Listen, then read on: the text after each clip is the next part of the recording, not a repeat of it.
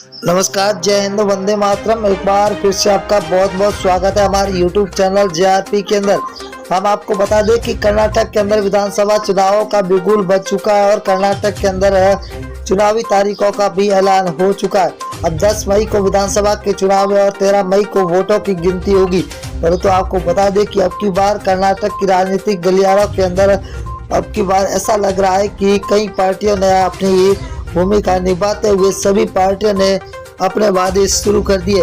तो कर्नाटक के अंदर ऐसी कई पार्टियां होगी जो क्षेत्रीय पार्टियों ने पहली बार विधानसभा का चुनाव गठबंधन के साथ लड़ती हुई दिखाई दे रही है। परंतु हम आपको बता दें कि अब की बार JDS ने किसके साथ करेगा गठबंधन, ये सबसे अहम बात देखने को मिल सकती है।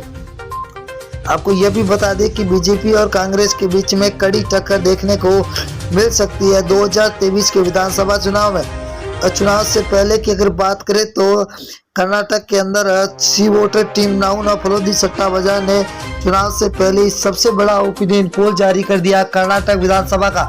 अब कर्नाटक के अंदर देखा जाए तो ऐसी कई पार्टियां होगी जो विधानसभा का चुनाव पहली बार लड़ती हुई दिखाई दे रही है।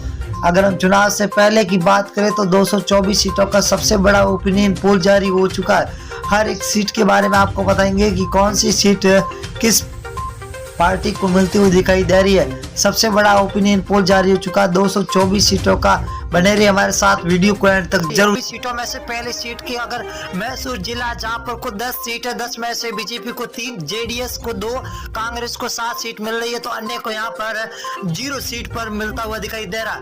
अगर हम बांगलकोट की बात करें तो कुल 7 सीटें जहां बीजेपी को 2, JDS को 1, कांग्रेस को 3 और अन्य के खाते में 1 सीट जाती हुई दिखाई दे रही है। बेल्लारी की बात करें, बेल्लारी जिले के अंदर 9 सीट है, 9 में से बीजेपी को 3, JDS को 2, कांग्रेस को 4, यहाँ पर अन्य को 0 सीट मिलती हुई दिखाई दे रही है।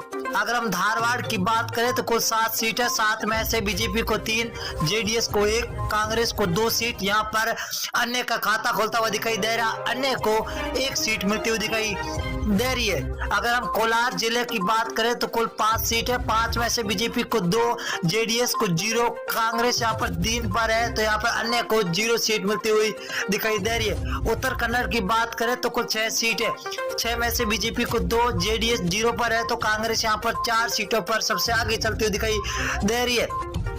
अगर हम बात करें कर्नाटक के 224 में से चित्रकूट है जहां पर कुल 6 सीटें, बीजेपी को 2, JDS को 1, कांग्रेस को यहाँ पर 3 सीटें मिलती हुई दिखाई दे रही है।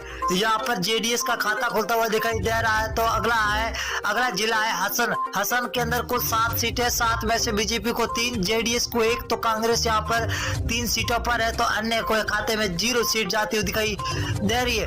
अगली विधानसभा है BVM पश्चिमी दक्षिण जहां पर कुल 8 सीटें हैं, 8 में से बीजेपी को 3, JDS 0 पर है तो कांग्रेस 4 सीट पर, अन्य को खाते में 1 सीट जाती हुई दिखाई दे रही है। BVMP मध्य जहां पर कुल 8 सीटें, 8 में से बीजेपी को 2, JDS को 1, कांग्रेस को 4 सीटें मिलती हुई दिखाई दे रही है। यहाँ पर बीजेपी और कांग्रेस बीच में सीधी टक्कर होती हुई दिखाई दे रही है। अगर हम रायपुर की बात करें तो कुल 7 सीटें, 7 में से बीजेपी को 1, JDS को 1, यहाँ पर कांग्रेस को 5 सीटें मिलती हुई दिखाई दे रही है। कांग्रेस का पलड़ा भारी होता हुआ दिखाई दे रहा है। अगली जिले की बात करें बंगलोर हर्बन है, कुल 7 सीटें, 7 में से बीजेपी को 2, JDS को 1 तो कांग्रेस के खाते में 4 सीटें जाती हुई दिखाई दे रही है तो अन्य के खाते में 0। तुमकुर के अंदर 10 सीट है, 10 में से बीजेपी को 3, JDS को 2 तो कांग्रेस यहाँ पर 6 सीटों के साथ सबसे आगे सरकार अब की बार बनती हुई दिखाई दे रही है। दामनगेरे की बात करें तो दामनगेरे के अंदर है कुल 8 सीटें, 8 में से बीजेपी को 2, JDS को 2 और कांग्रेस के खाते में 4 सीटें जाती हुई दिखाई दे रही है। अगर बेलगाम की बात करें तो 18 सीटें, ये बहुत ही बड़ी विधानसभा है, कुल 6 सीटें, 6 में 18 है, 18 बीजेपी को 6, JDS को 2 और कांग्रेस को 9 सीट मिल रही है तो अन्य के खाते में 0 जाती हुई दिखाई दे रही है। BVMP उत्तर इसकी बात करें तो 8 सीटें, कुल 8 में से बीजेपी को 1, JDS को 1, कांग्रेस के खाते में 4 तो अन्य के खाते में 2 सीटें जाती हुई दिखाई दे रही है। शिमोगा की बात करें तो कुल 7 सीटें, 7 में से बीजेपी को 2, जेडीएस 0 पर है। तो यहाँ पर कांग्रेस का 5 सीटों के साथ सबसे आगे चलना यहाँ पर बताया जा रहा है। अगली विधानसभा की बात करें तो बीजापुर जिला है, जहां पर कुल 8 सीटें, बीजेपी को 4, जेडीएस को 1, कांग्रेस के खाते में 3 सीटें जा रही है तो अन्य को 0 सीट मिलती हुई दिखाई दे रही है। अगले जिले की बात करें तो मंडुया है, मंडुया के अंदर है 7 सीटें, 7 में से बीजेपी को 1, जेडीएस को 1, बीच कांग्रेस के खाते में 5 सीटें जाती हुई दिखाई दे रही है। तो कर्नाटक के अंदर है बीजेपी और कांग्रेस के बीच में सीधी टक्कर।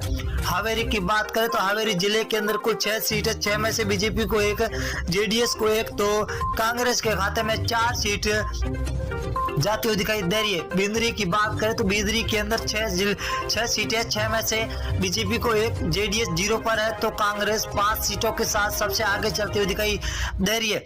गुलबर्गा की बात करें तो गुलबर्गा जिले के अंदर 9 विधानसभा, जहां बीजेपी को 4, जेडीएस को 2, कांग्रेस को 2 सीटें मिलती हुई दिखाई दे रही है।